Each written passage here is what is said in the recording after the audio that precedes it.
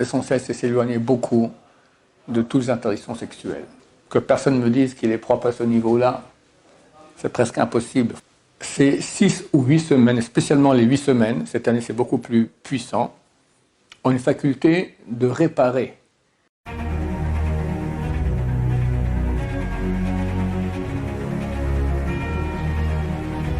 Ce jour est dédié pour la Refoua Shlema, la guérison complète et rapide de Suzanne Bat Jabro.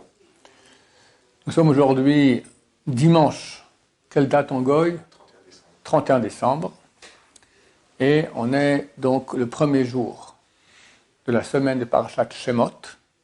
On a fini ce Shabbat, le livre de Bereshit, le premier des 5 livres de la Torah. On commence le deuxième qui s'appelle Shemot.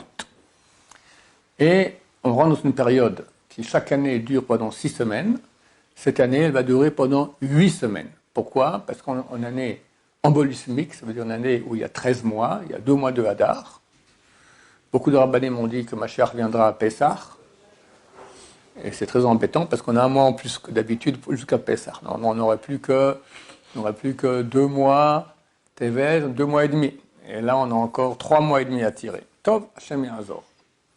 En tout cas, cette année, cette période-là dure 8 semaines.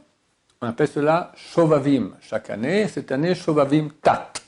Qu'est-ce que c'est que Shovavim? Ce sont les initiales des parachas de la semaine qu'il y a pendant les 6 semaines à venir. Nous, on est parachat Shemot. Après, il y a Vaera, Bo Beshalach, Itro Mishpatim, ça fait Shovavim. Cette année, il y a encore 2 semaines. Trouma Tetzavé, Tat. Qu'est-ce qu'elles ont ces 6 ou 8 semaines? Elle raconte l'esclavage du peuple juif en Égypte. Elle raconte la sortie d'Égypte jusqu'au don de la Torah. Et Trouma Tetzavé, c'est la construction du sanctuaire, la présence de Dieu dans le peuple d'Israël. Donc on part depuis le niveau le plus bas, esclavage terrible, presque inhumain en Égypte. On amène à la connaissance de Dieu, on entend Dieu parler, et il demeure parmi nous le sanctuaire. Ces 6 ou 8 semaines, spécialement les 8 semaines, cette année c'est beaucoup plus puissant, ont une faculté de réparer, plus que durant toute l'année, tous les péchés sexuels. Et évidemment, aujourd'hui, le Yetzer Hara se bat spécialement au niveau des interdits sexuels. Comme on l'a vu cette semaine, on voit que Yaakov Avinu, lorsqu'il a réuni ses enfants pour les bénir, et il leur a dit, je vais raconter ce qui va se passer à la fin des temps. Maïkre Baharit Ayamim. Rabbeinu Hari, la Kabbalah a dit le mot Ikre, il y a dedans le mot Keri. Keri signifie semence, en vain. Ça veut dire qu'à la fin des temps, Harit Ayamim, l'époque à laquelle nous sommes, pré-messianique, le Yetzer Hara va beaucoup se renforcer au niveau de la semence en vain, au niveau des interdits sexuels. On sait bien qu'aujourd'hui, Internet, les films pornographiques, c'est 1,5 milliard de connexions par jour, le quart du monde. 1% des enfants de 6 ans ont déjà vu des films pornographiques. Une addiction terrible qui rend les gens malheureux, tristes, mais complètement esclaves de leur envie. Plus, bien sûr, toute la débauche sexuelle qu'il y a partout, le manque de pudeur, etc. Donc, c'est presque inévitable qu'il y ait des péchés à ce niveau-là. Il faut les réparer. Ce sont les péchés les plus graves de toute la Torah. La semence en vain, c'est écrit dans Shulchan Aruch, chapitre 23 de Even Haezer, c'est le péché le plus grave de toute la Torah. C'est pas vrai. Les commentateurs sur place, ils disent non. Une relation avec une femme interdite, c'est plus grave que la semence en vain. Si quelqu'un il a le choix entre une Goya, on pose souvent la question, qu'est-ce qui est pire, une Goya ou une juive? Pas de réponse. D'après le Zohar, la Kabbalah, la Goya, c'est plus grave. D'après le sens simple, la juive, c'est plus grave. Masturbation, c'est interdit, c'est le péché le plus grave. Toute la Torah écrit Shulchan Aruch. Mais c'est moins grave que la Goya ou que la juive, quand même. Il faut savoir. Mais c'est très grave quand même. Si le Shulchan Aruch est écrit, c'est le plus grave de tous les péchés, c'est-à-dire que c'est pas rien du tout. Donc il faut réparer. Il faut réparer toujours, toute l'année. Mais cette période-là, des 6 semaines, elle est beaucoup plus apte. Et surtout cette année, c'est une année embolismique, encore plus que les autres années, pour réparer ces péchés-là. Pourquoi? Où est le rapport? Parce qu'en fait, c'est ce qu'ont fait les Bnei Israël en Égypte. Pourquoi le peuple d'Israël commence son histoire avec 210 ans d'esclavage en Égypte. Bon, il faut savoir, sur les 210 ans, il n'y a pas eu 210 ans d'esclavage, il y a eu 86 ans. Mais 86 ans, c'est terrible, d'esclavage terrible. Pharaon, tous les matins, il prenait 300 bébés, les égorgeait, les égorgeait, se baignaient dans leur sang. C'était terrible ce qui se passait là-bas. C'était d'autant plus que eux, les Bnei Israël savaient qu'ils étaient partis pour 400 ans d'esclavage. Dieu a vu que s'il ne raccourcissait pas, ça irait pas. Alors il a raccourci, il nous a laissé dans l'exil. Toutes les souffrances qu'on a, c'est encore les factures qu'il y a de l'époque. Pourquoi on commence notre histoire avec tellement de souffrances? Il s'agit ici du secret de la Torah. En fait, le premier homme a reçu des lois de Torah.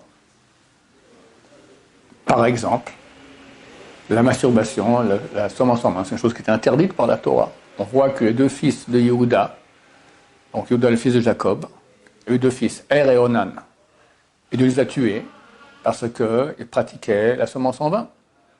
Or, c'est avant que la Torah ait été donnée, donc c'est une loi qui concerne toute l'humanité. Il y a des avis qui disent que non, que les Goïms ne sont pas concernés par cela. Mais en tout cas, la descendance du premier homme était censée ne pas transgresser tous les interdits sexuels. Et on voit que cette descendance a péché. Elle a péché d'abord déjà la génération du petit-fils de Adam, qui s'appelait la génération d'Enoch. Là, ils ont commencé à pratiquer l'idolâtrie, comme c'est écrit dans la Torah, Azucha likro beshem Hashem. Après, il y a eu la génération du déluge, où c'était la débauche totale. Je ne veux pas dire pire qu'aujourd'hui, je pense qu'aujourd'hui c'est pire qu'à l'époque. Aujourd'hui, le peuple juif, Baruch Hashem, il y a quelques bons juifs qui font attention à ne pas faire de péché sexuel. Donc ça contrebalance. Après, il y a eu la tour de Babel. Après, il y a eu Sodome et Gomorrhe. 4 générations pécheresses. Ils sont enfoncés.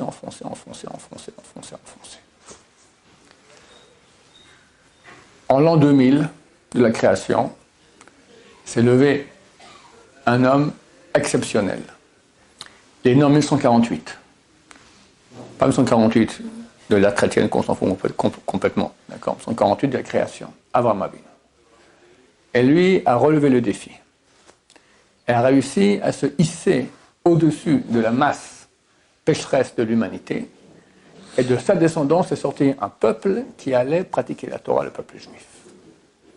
Les âmes pécheresses de ces 4 générations sont revenues en Gilgoul, en réincarnation, dans les Bnei Israël qui étaient en Égypte. Et ils ont souffert toutes ces souffrances-là en Égypte pour réparer les péchés sexuels.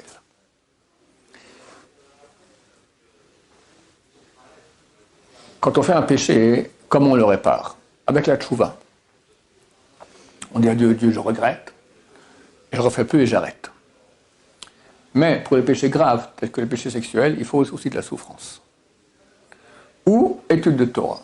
Mais à l'époque, il n'y avait pas la Torah pour qu'on puisse l'étudier. Donc il y a eu la souffrance. Donc ils ont souffert. Et la raison de cette souffrance-là, c'est faire un tikkun, une réparation de tous les péchés de ces 4 générations. Il semblerait que Ben Israël savait pourquoi il était là-bas. Et ils sont arrivés au moment où tout était réparé. Tout était réparé, zip, ils sont sortis, et on reçoit la Torah au Mont Sinaï. Maintenant, quand nous on lit à la Torah pendant ces 6 ou 8 semaines, tout ce processus de réparation des étincelles, alors nous aussi on peut le faire. C'est écrit que lorsqu'ils sont sortis d'Égypte, ils ont vidé l'Égypte. Ils en ont fait comme une grange dans laquelle il n'y a pas de blé, ou comme un fond marin dans lequel il n'y a pas de poisson. Ça veut dire quoi? Dieu a promis à Abraham Avinu qu'il sortirait, que ce peuple qui sera en esclavage, il sortirait avec Rechouch Gadol, avec beaucoup de biens, beaucoup de biens.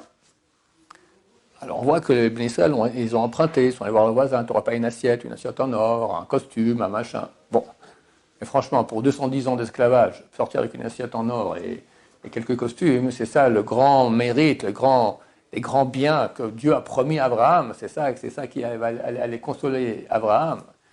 C'est clair que ces grands biens, c'est des grands biens spirituels, c'est toutes les étincelles d'âme qui ont été réparées, qui sont sorties du mal. Quand on fait un péché, sexuel notamment, alors comprendre que la semence que nous avons, c'est de la vie. C'est de la vie, c'est ce qui donne la vie. Maintenant, quand tu ne l'utilises pas à bon escient, ça va dans le mal. Et donc tu donnes de la vie au mal. Le mal, c'est la mort. La mort, par définition, elle est morte. Inoffensive. Et quand tu fais une piqûre de vie à un mort, qu'est-ce que ça fait? Ça crée un mort-vivant. Un mort-vivant, c'est Hitler, c'est Pharaon, c'est Torquemada, c'est Staline, c'est Saddam Hussein, c'est le Hamas, d'accord? Des morts-vivants qui font du mal terrible au peuple d'Israël, à l'humanité et à la personne qui les a créés. Ou dans ce monde-là, il aura une vie terrible, ou après, il a un enfer, je ne suis pas jaloux de son enfer. Pourquoi? Parce que vu que tu as donné de la vie maintenant à une entité de mal, alors le mal maintenant, il fait du mal. Maintenant, il faut une énergie. L'énergie qu'il a, ce mal, c'est ta semence à toi. Tant qu'il y a de la semence en lui, tu lui as donné l'énergie, plus il va donner du mal. Tant quand tout le mal s'est vidé, il meurt. Tu lui as repris toute la vie qu'il avait, lui, il a donné toute cette énergie en mal, alors la souffrance que tu as souffert, elle est en fait la réparation de la vie que tu lui as donnée. Et le mal s'arrête de donner une fois qu'il a fini de donner tout ce qu'il a comme énergie, il meurt. Ce que les Israéliens ont fait en terre d'Égypte. Et quand ils l'ont vidé, donc ils l'ont vidé en fait de toutes les étincelles de sainteté, toutes les parties d'énergie divine qui ont été données dans le mal, ils l'ont vidé. C'est pour ça que Pharaon ne pouvait pas permettre que le peuple d'Israël sorte.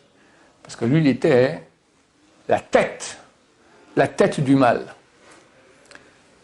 Il y a eu, après Pharaon, il y a eu 4 exils qui correspondent aux 4 lettres du nom de Dieu.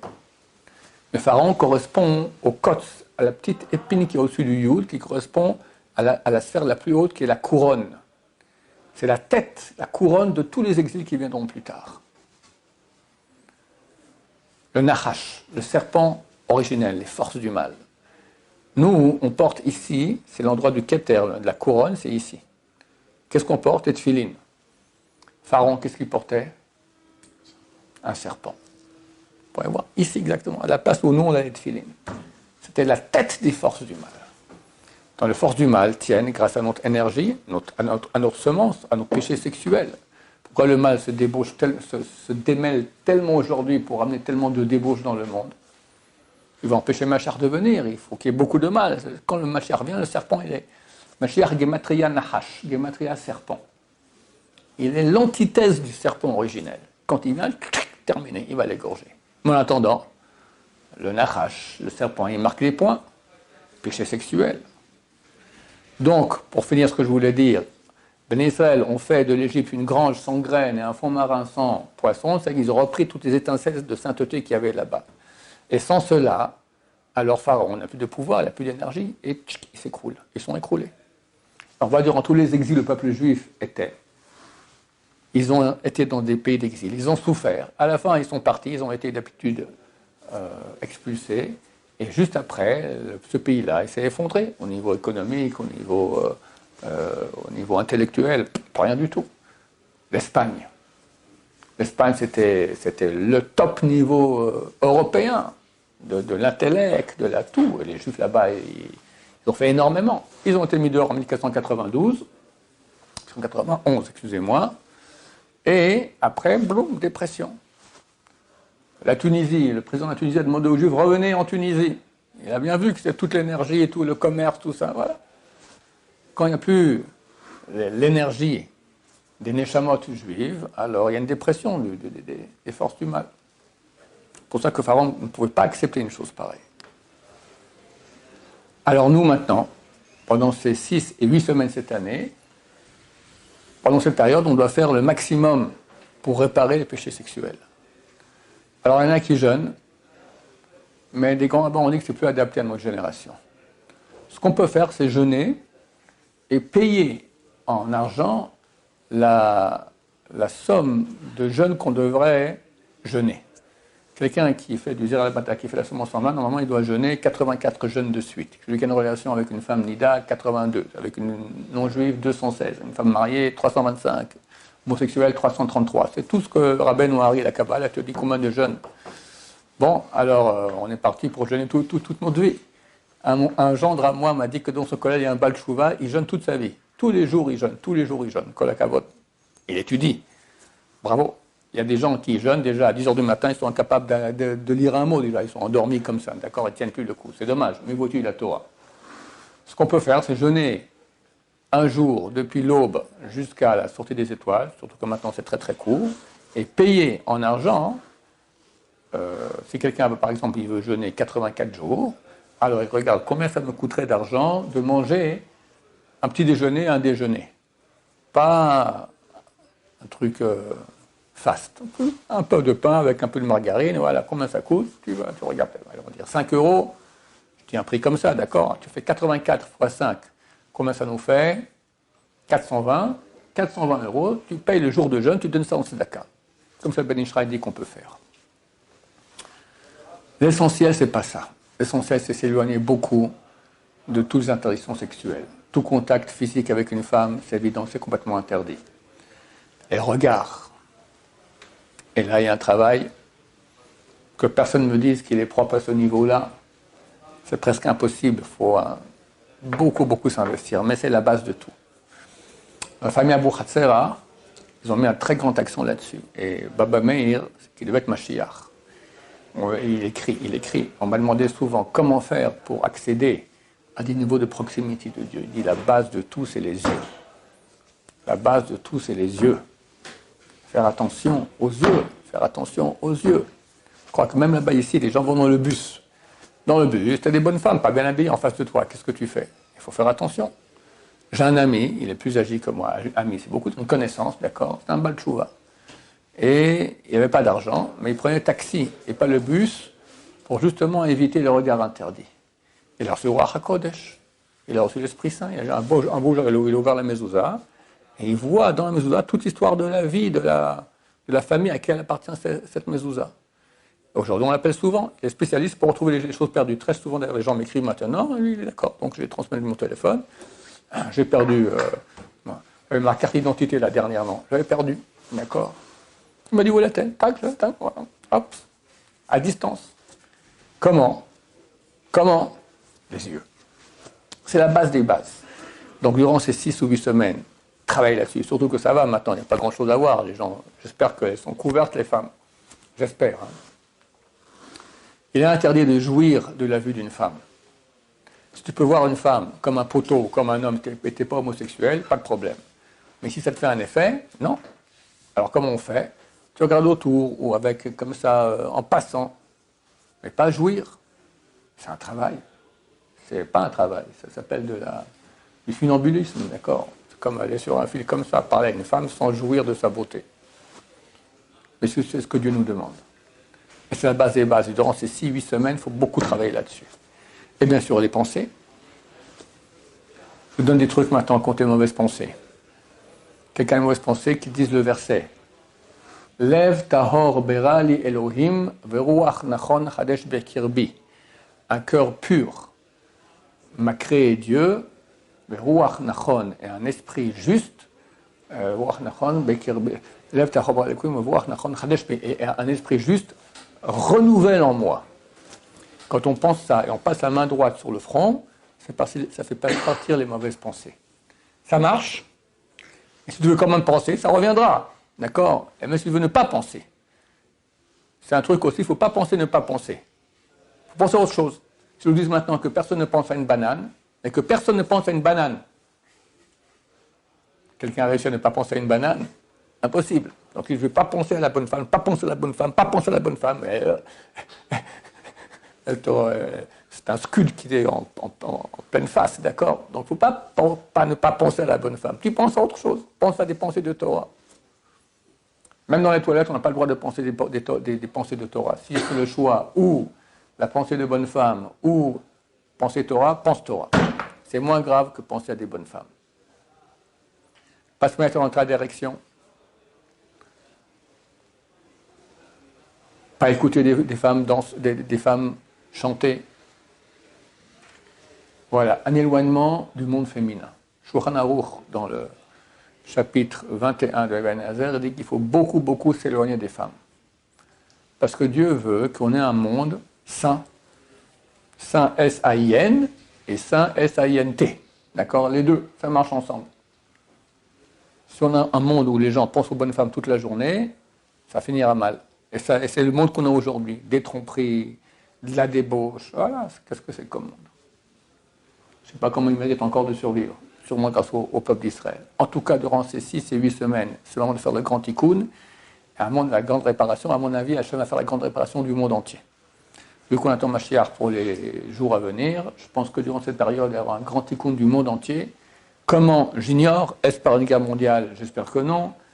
Comment ça se fait? Je ne sais pas comment Dieu va le faire, mais on voit en tout cas qu'en Israël, il y a un très grand tikkun. Sur I-24, ils ont dit que depuis le 7 octobre, un tiers des Israéliens se sont rapprochés de la Torah. Tu vois quel tikkun extraordinaire. C'est phénoménal. Phénoménal. Donc on va avancer dans ce sens-là, on va réparer les péchés. Et votre Hachem, on sera propre pour la main du Mashiach. Baruch Adonai, l'olam, amen va amen.